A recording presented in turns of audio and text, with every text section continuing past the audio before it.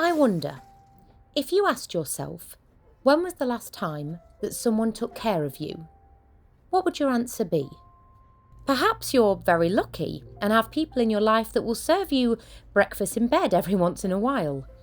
Or perhaps, since becoming an adult, however long that might be, you've had to take care of yourself. Maybe even longer than that. It saddens me how often I hear people doing everything they can to take care of others, but then completely forgetting about themselves. And they embody that role of caregiver so well that sometimes other people also forget to care for them.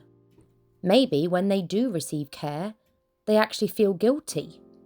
But I believe that it benefits both parties, because the person doing it feels good, and the person receiving it is gently forced into accepting the TLC that they really need.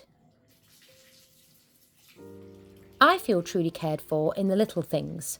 When my mum pops a coffee round the door when she sees that I'm furiously working hard on my laptop, or when my grandpa used to serve us tea and toast with an old movie, when my nan used to plait my hair after I'd had a shower, or when my boyfriend notices that I'm cold and so brings me my favourite blanket. These things truly rejuvenate my soul.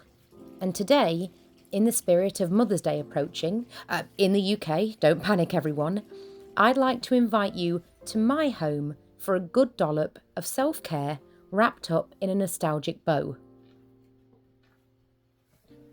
And if you'd like to, follow along this little self-care routine and really immerse yourself in the experience.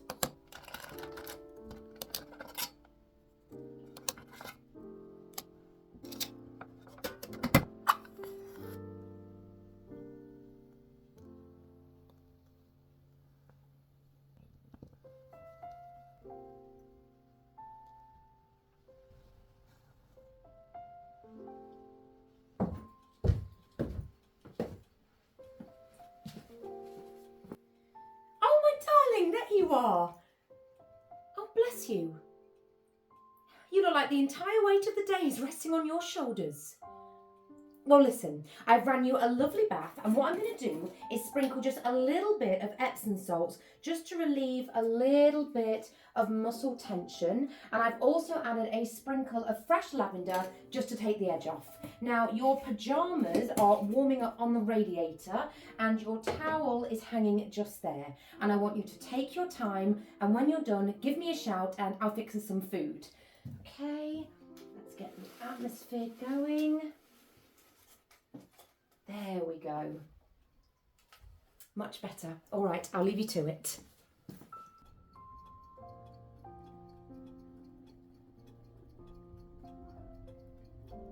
And whilst you have a good old soak, I'm going to keep things nostalgic by making you some toast with butter and strawberry jam and a small pot of tea for us both.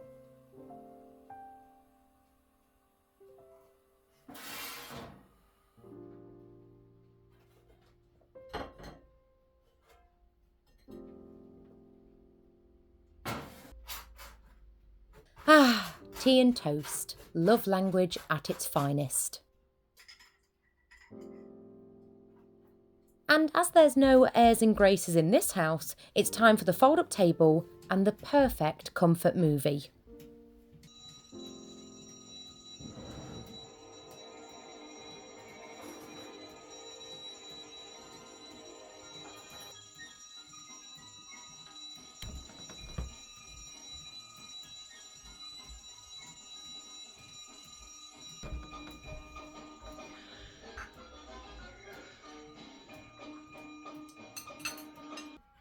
There you are. Oh, you look so cosy. Now, I hope you don't mind, but I have chosen one of my own personal comfort movies, and it's Norman Wisdom, The Early Bird. Honestly, I think you'll love it. It's a laugh a minute, so please come and grab a seat. Let me go get you a blanket.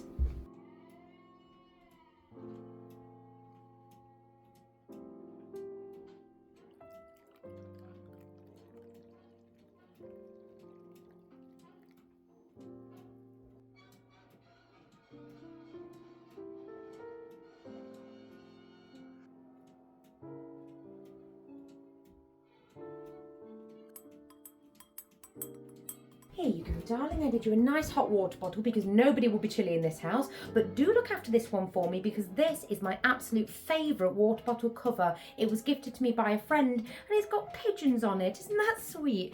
So there you go. You have that. And I also got you a nice big blanket. But what I'll also do is I'll get a nice fire going.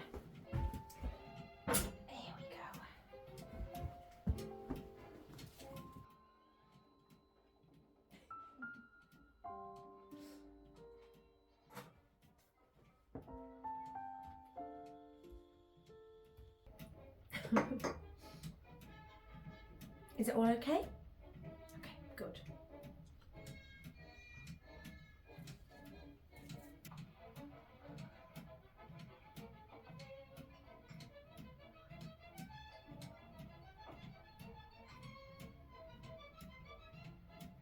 Right, I'm going to clear up and I'm going to get your bed ready. You just sit here and enjoy the film.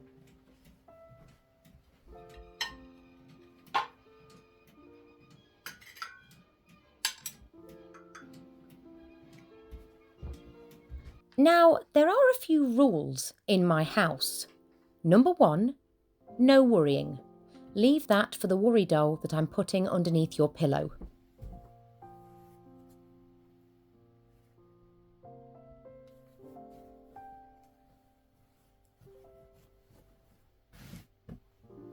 Number 2, no adulting.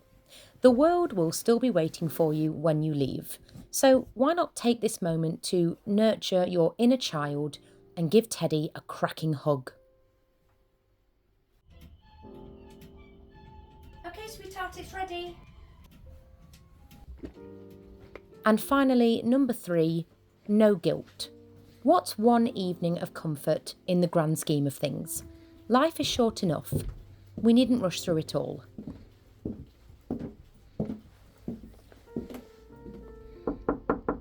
Perfect timing. Come on in. There we go. All settled. I suppose this day is a little harder to shake off than normal.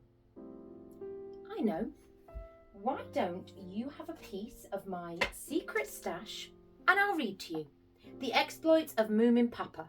And I promise you one thing, after a few moments of listening to my voice, you'll be fast off. Okay? Here you go. Have a piece of that. And let's settle in for a spot of reading. Moomin Papa laid his memoir pen on the veranda table and looked in silence at his family.